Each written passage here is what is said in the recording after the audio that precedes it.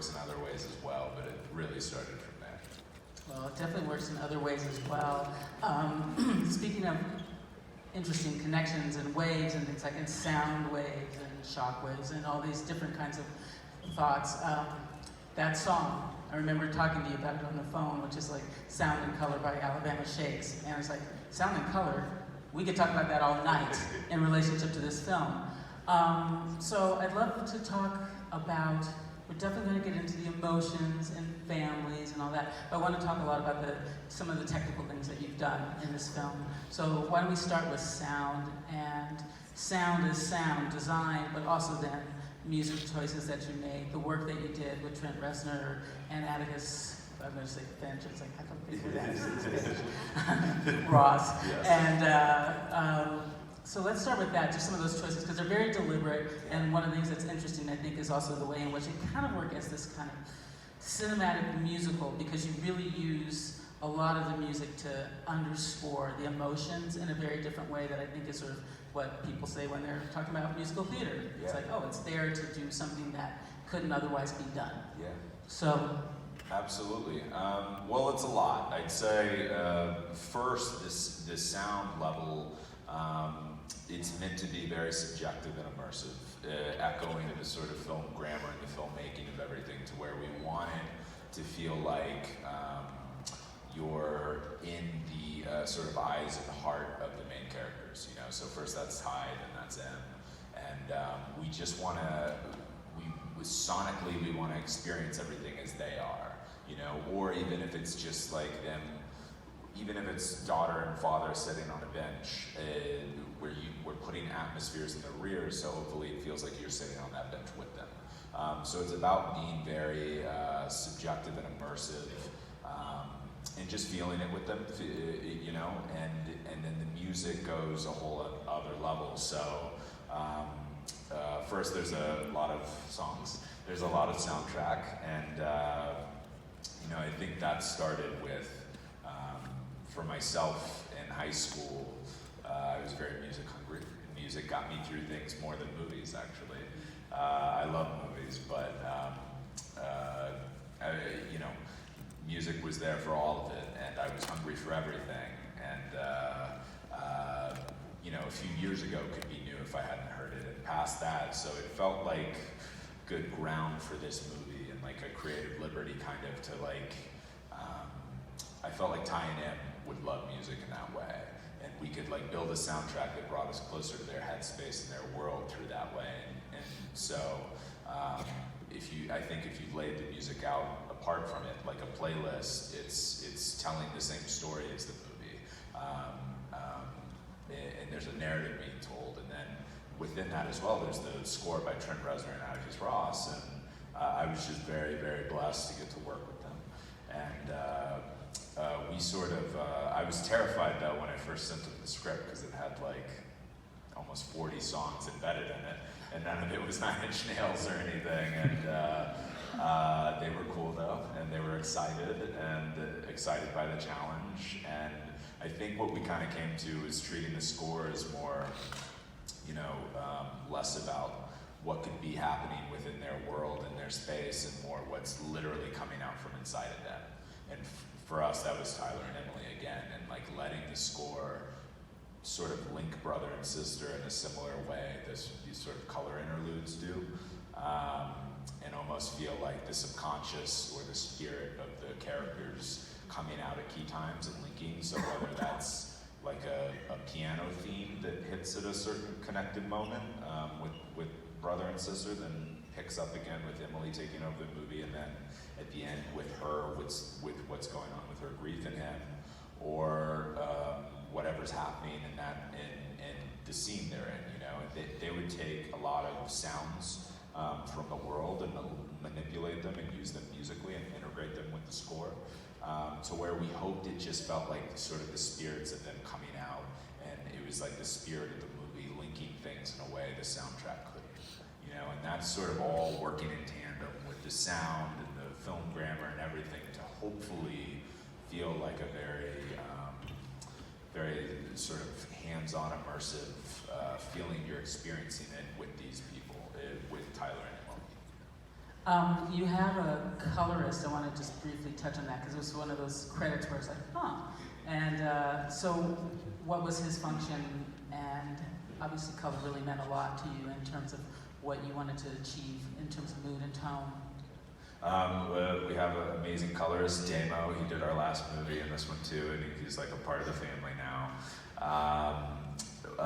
He just helped push everything further, basically. We really wanted color.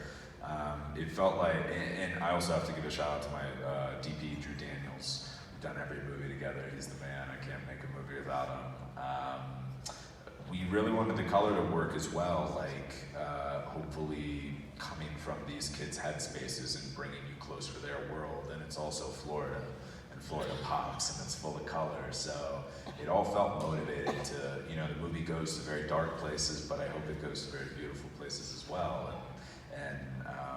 And that's kind of life, and that felt like we could be expressionistic with color, as long as it felt it was sort of genuinely coming from the characters, and then Damo just helped us push that even further. And then we have these little color interludes that for us felt like almost like the headspaces of the characters coming out, and we're almost working as chapter markers as well, and like a subconscious kind of link between brother and sister in this whole story. Well, I love the sibling story, but I really just want to also get to the family in general, which is just like, what was the,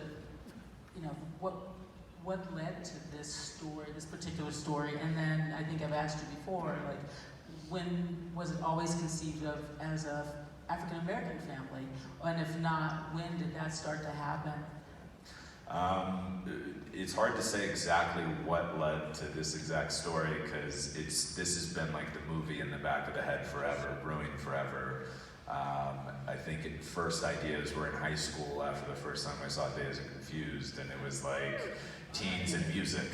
And there's some of that, but there's a lot more in this movie now.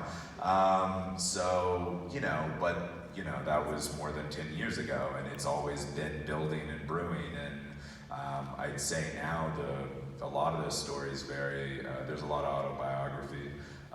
It's very, very deeply personal, and the whole narrative kind of functions in that sense of like real stuff, fictional narrative back to real stuff, fictional narrative, and it keeps swirling together to where at the end it just feels like a big personal movie. But it was brewing for a long time, and I didn't have it all linked together. Like I had the broad strokes, and I was like, how do I put this all into a coherent narrative? And I think a few things happened in my life. I think another part of that was just meeting Cal. Calvin Harrison Jr., he's the lead actor, Tyler, in the movie. We met on my last movie, and we loved each other and wanted to make something together. And at that time, I was telling him broad strokes and ideas for this. I still didn't know, there wasn't a title, there weren't character names, but there was sort of the outline, And I thought there could be two roles for him. It could be the brother, it could be Luke on the other side, who's now Luke. He didn't have a name then. And Cal was attracted to the brother for many reasons. I think one, from a superficial, because he loves to push himself, and he couldn't even chop wood on my last movie. Oh my, all right. And he had to transform himself. But so that sort of started, we just started talking about it on that movie. Mm-hmm. And then about a year later, that movie finally finished and came out, and we were just growing and getting closer throughout that time. And then I started writing, and we were basically he wanted to play Tyler at that point, still didn't have a name, but the brother.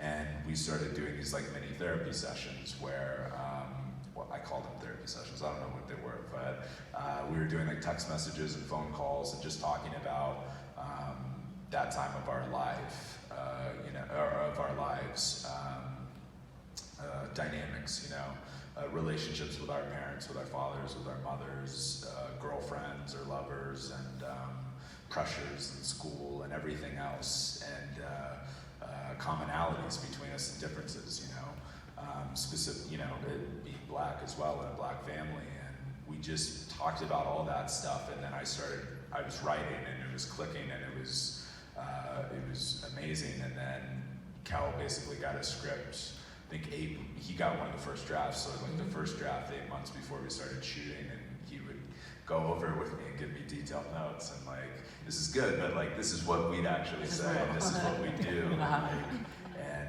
yeah, so basically, because it's a black family, it's because of Cal and that relationship, and then it just grew out from there with him and the rest of the actors, and it was a really, really beautiful collaborative experience. It was amazing, and it was really beautiful too, starting with such a personal thing and letting it grow outside of me and my perspective, and trying to build and collaborate and make something bigger. Well, certainly one of the things that you've been achieving, I think it started with Krisha, but I think that one of the things that you've been able to do is to tap into interiority of the characters in a way that has to do with like immersive sound and the way, you know, when you talk about swirling and circling back and stuff, and it's like your camera work, I would never leave Drew out because it's clearly you guys are a tag team of very, you know, with a real understanding of each other, I think. But you know, that scene in the, but it actually happens in both cars, but the initial one in the car on sort of the causeway with Trey and Alexis, not only do we sort of get a sense of them and their energy, we also get a sense of place. And so I want to talk a little bit about like, well, what are the things that sort of built your sense of place? I mean, and made you the creative person you are. So you grew up in Texas? Grew up in Texas, indeed. So, Grew up in Texas, lived there all my life until I moved to Florida. Florida? Moved to South Florida, where my girlfriend grew up, and where we shot the movie in Broward, and I love it. Yeah, now we live in Orlando, but we lived there for many years, and it was like the DNA of the movie always kind of, I don't know, once I moved to Florida, it was like it became a Florida movie, and I wanted to do it justice because I'm in love with it.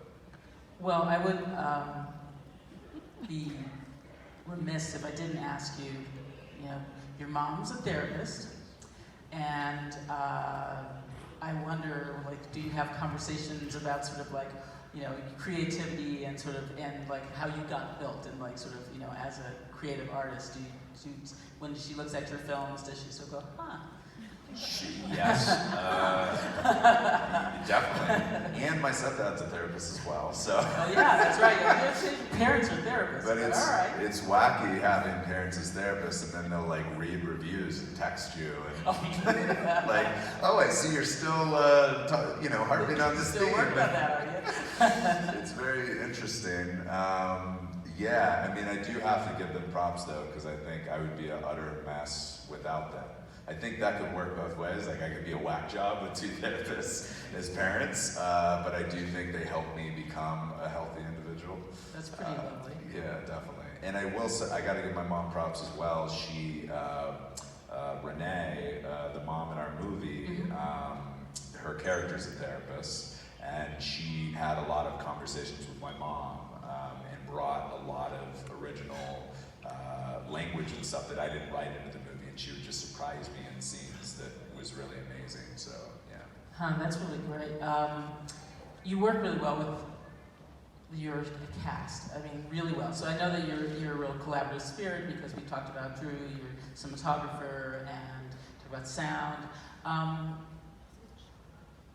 I've seen this 3 times, and I'm ready to see it again. So, but Taylor Russell really has started to strike me as like such an amazing part of the film, the young woman that plays Emily. And I wonder like sort of how you two work together. Not that Kelvin isn't amazing. I really think that this cast is beautiful.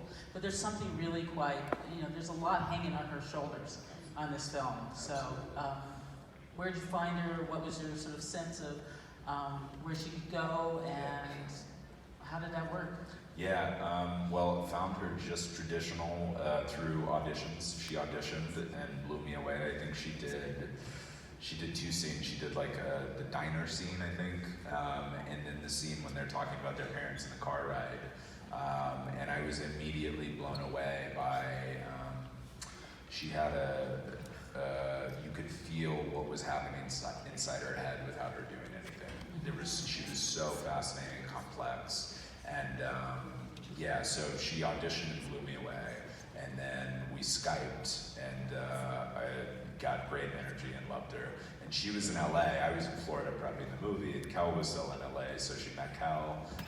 She met Lucas, and everyone loved her, and there were sending me pictures and stuff, and I was like, let's just do it. And yeah, I gotta say too, like, it was, the whole the casting started with Kel, and it was like, a trust was already built up there. We know each other, we love each other, let's make something we care about together. So like, I was just trying each step along the way, each new actor, to build that kind of energy. And with Tay, I already knew she was crazy talented, and then we Skyped, and it just felt like a genuine connection. Like, you feel that when you meet a person, like you connect or you don't. Right. I just feel like I connect. I feel like I know her, I don't know what it is, it feels right. And then everyone else felt that, and then, yeah, she just blew me away. And I do believe, I mean, she becomes the heartbeat of the movie once Kel leaves. And I had a theory too with this unorthodox sort of two-part structure. And baton pass by this giant tragedy. If that girl wasn't amazing, then it wouldn't work. So yeah, I love her. She's a star, one of the best in the world. Well, one of the things I'll say is that I think the reason it works is because they're siblings. So, there's this sort of odd sense that it's two stories. Like, it's a family, and they're siblings, and there's something really deep and profound. And I think that actually we don't see sibling movies enough sometimes, because that's what struck me. And you also do these very clever things